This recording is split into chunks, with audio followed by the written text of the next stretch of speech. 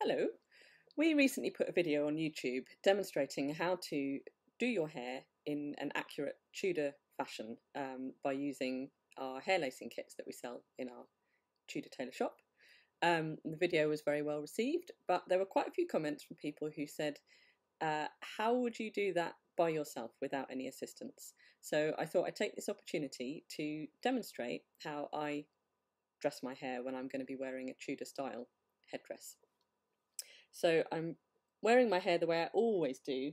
I have quite long hair and I don't know why I bother really, because I always twist it up and stick a pencil in it or a hair elastic.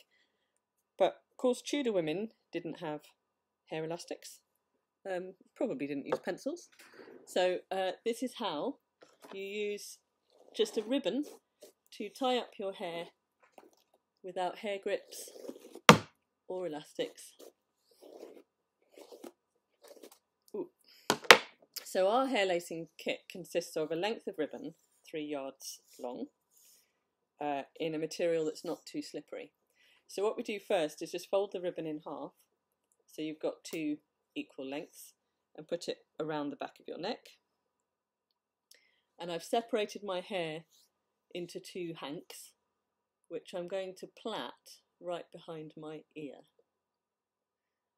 Also notice I have a not particularly neat or accurate parting in the middle, but it's a middle parting nonetheless. And what I'm doing is taking one of the lengths of ribbon and including it in one of the 3 sections of hair, so that it will be secure.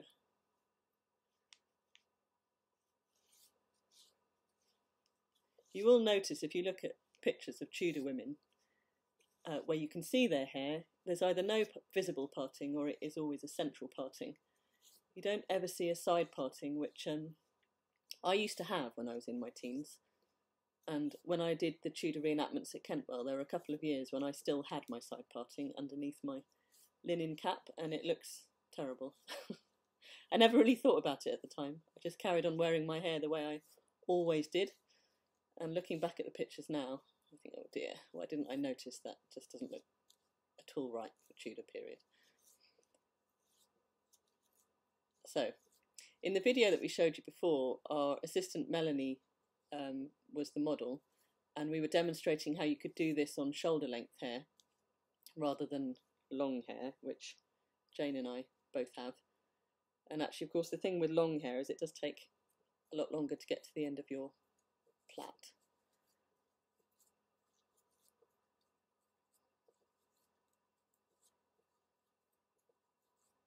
Nearly there. I normally do this without a mirror, and because I'm videoing myself, I sort of can't help but look at what I'm doing, and actually it's slightly confusing. It's better just not to look in the mirror. Right, when you get to the end, let me see if I can show you, I've got hardly any hair left, and I'm not going to use a hair elastic or bobble. I'm just separating out the ribbon from the hair, going to wrap it around and pull it through as a single slip knot like that. And then I'll do the other side, and so I've got the other half of the ribbon waiting here, and at the back of my head it's nice and secure, whereas if I had 2 separate lengths of ribbon, one could quite easily pull out, or it'd be more fiddly anyway when you're doing this stage of the plait.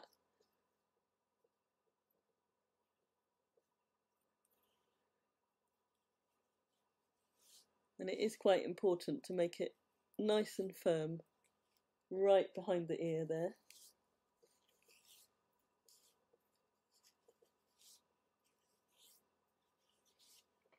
One thing you can do, and maybe we'll do this in a separate video, is if you're going to be wearing a style of headdress where the front of your hair is displayed and it's a bit fancier, you're a middling or elite kind of person, you can actually leave these front sections of hair out of the plaits so that you can arrange them and dress them, you know, in a bit more of a poofy way at the front.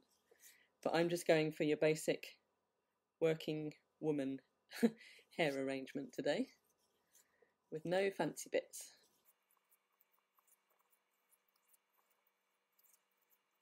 Getting to the end of this bit.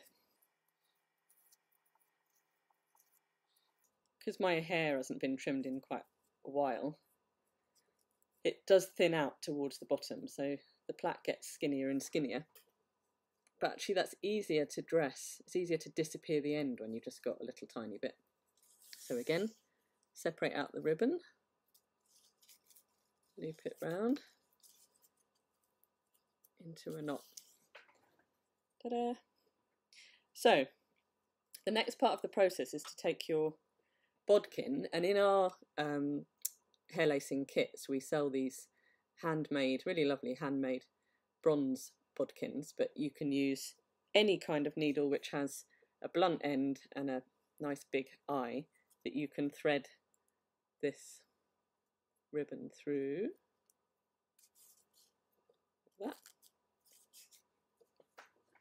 Right, so I'm going to hold one end of the bodkin in my mouth and flip the first plait over my head.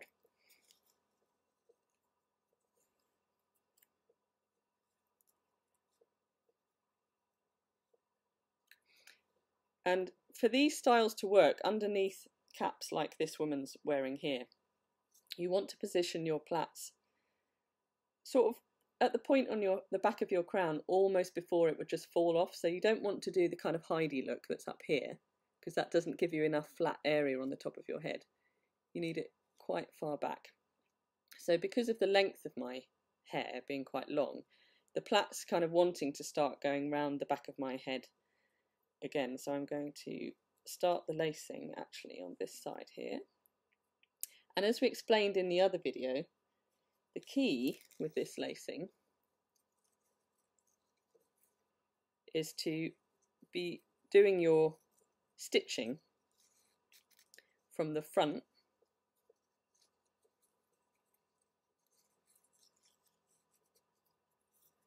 from the hairline. So you don't want to stitch from the back forward, you want to be pulling the hair from the hairline back like this.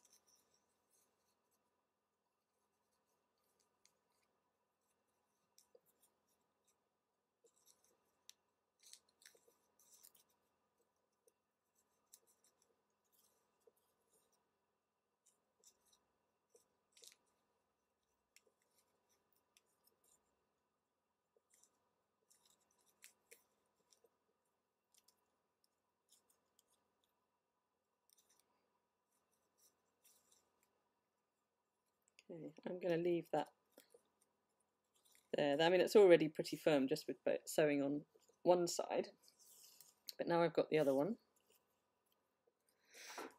Thread the other length through the bodkin. Start sewing this side. I actually find this in some ways harder to do on somebody else because I can't feel if I've caught a hair or if it's tugging or uncomfortable, whereas on myself, of course, I don't pull too hard if I can tell that a hair's got a little bit snagged or whatever.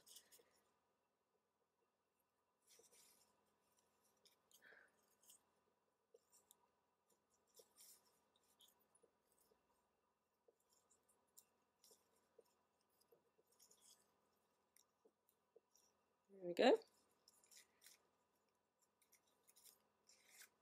And then I've got two short ends which I can just tie off like that. Very firm and secure, and what it's done is create that all-important ridge which will keep anything on my head, whether it's a French hood that will sit in the front there or a little linen cap like this faceless woman's wearing behind me. So there you have it, pretty easy, and with practice anyone can do their own hair in this method. Hope that was useful. See you again soon. Bye.